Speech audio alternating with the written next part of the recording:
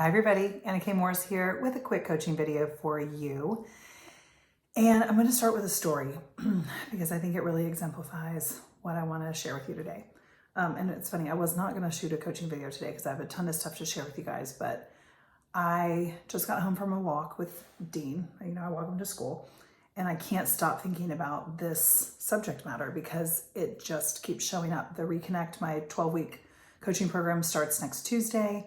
And a lot of people are reaching out to me with like, oh, the timing isn't right, or I don't have the time, or, the money or whatever. So this video is going to solve all of that. And I'm going to start with a story. And this doesn't have to apply to my coaching program. Like, apply this to anything in your life that's on your heart, that you want to do, and you're talking yourself out of. That's where I want you to listen from. So don't listen from like me or the group coaching, none of that. Listen to it from something in your life that you know deep within yourself is what you want. And then you talk yourself out of it. So my dad is an alcoholic, and he's drinking again now. I've shared this before. I mean, he has Alzheimer's, so a lot of it is that like he maybe doesn't care as much, but also that he just like kind of doesn't remember that he doesn't drink. But I'm gonna rewind us. So my dad started drinking at about 12 years old. He grew up in the Upper Peninsula of Michigan. That was really normal. They like started driving at like 13 or 14, right? Like it was a much different day and age. My dad is 86 now, just to give context. So he was born in 1937. And he got sober at 72. Like, I wasn't like it wasn't for me that like he was an alcoholic. My family members would say something different, but like I don't remember like thinking that he was an alcoholic. He was really high functioning, was very successful in his life, very successful in his job. It's just that when he wasn't working, like, he was drinking a martini usually. That's kind of how it was. So what he said to me, I will never forget. When he stopped drinking at 72, right? Things had gotten kind of bad. So he had a thing that happened, and then he stopped drinking. Much to the credit of his partner, Christine. I love you. And actually all because of Christine. And he said to me, if I had known I could feel this good, I would have never had a drink. But because he'd been doing it for 60 years, I'm not even 60 yet, but like if I had done something every single day for 60 years, I couldn't know what's on the other side of that. Because how could I? Because I'd been doing the same thing every single day for 60 years, or most days for 60 years. So he did not have a concept of what it would feel like to not drink, and what it felt like to not drink was really good. Like he felt really good. Like imagine how much less his body had to work and process by not having the chemicals, the toxins that he was putting in his body. It was like his body just probably breathed a huge sigh of relief.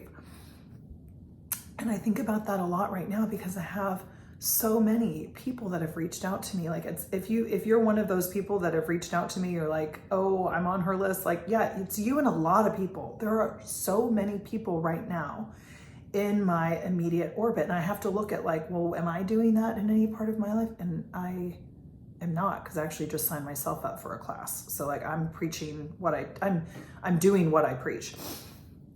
And they're like, oh, I really, really, really want to do this, but I just don't have the money right now. I'm going to wait until your spring program. That I'm not sure about doing, by the way. Every single time I do it, I'm always evaluating whether or not I want to do it because it's so much of me. For 3 months, like I give you 110% of me. Like I'm not just in like our weekly Zoom calls. Like I'm available on WhatsApp 24 hours a day mostly. Now, you don't have to do that, but you can, because there's also time, right? And people are so quick to be like, oh, but it's such a big time commitment. It's a 1 hour a week Zoom call and a 20-minute coaching video. That's really all that there is. anything else that I'm suggesting that you do is a suggestion, and it's designed, and I design this class for you to do one thing that will change your life. One thing. And it does not take a lot of time. And it is the one thing that has literally changed all of my clients' life, and that's journaling. And I help you journal in such a way that it just goes faster when you work with me, and your life gets easier and more flowy, and you have more time because you start to reorganize your life so that you are a priority in your life. So I say all of this because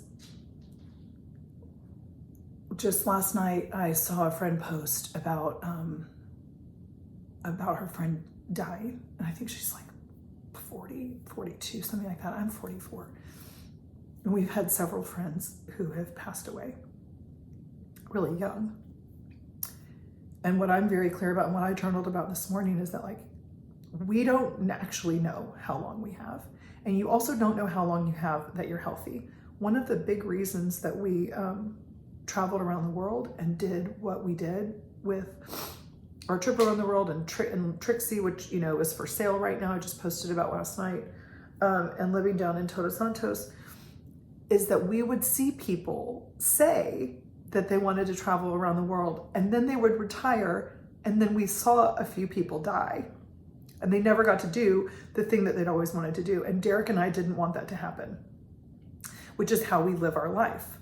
I'm not willing to wait because I don't think that I have a guarantee for later. Like, I know right now I'm healthy and I'm well, and if I want to do something, by God, I'm going to do it, because I have the confidence and the clarity that I coach people on through my journaling, right? Like, I'm not confused, because if I'm journaling about it every single day, well, then why wouldn't I do it? It sucks to keep journaling about something and then not do it. It's a big reason. It is the reason that I stopped drinking. It's not because I'm an alcoholic. It's not because other people were doing it. It's not even really for my health. It's just that I was journaling a lot about it, and I was really curious. And so finally, I got sick of being curious, and I wanted to see what's on the other side of me not drinking. And it's amazing. I'm only 3 weeks in, and it's like giving me life. I get up on my own at 5:25 every morning, and I journal and I meditate and I do all the things before everybody wakes up. Hopefully Dean is a little shit and still waking up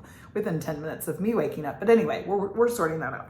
My point is, I'm not watching as much TV. I'm clear about what I'm doing with my coaching clients, with our Happy Karma homes. I'm more available to my kids. Like, it's all like falling into place in such a magical way. And it's because I was journaling about it for a really long time. So I just want to tell you to stop being on the fence about whatever you're being on the fence about. If my coaching program is tugging at you, then what the actual hell are you waiting for? Because I might not do it next year. There is no guarantee. I don't know.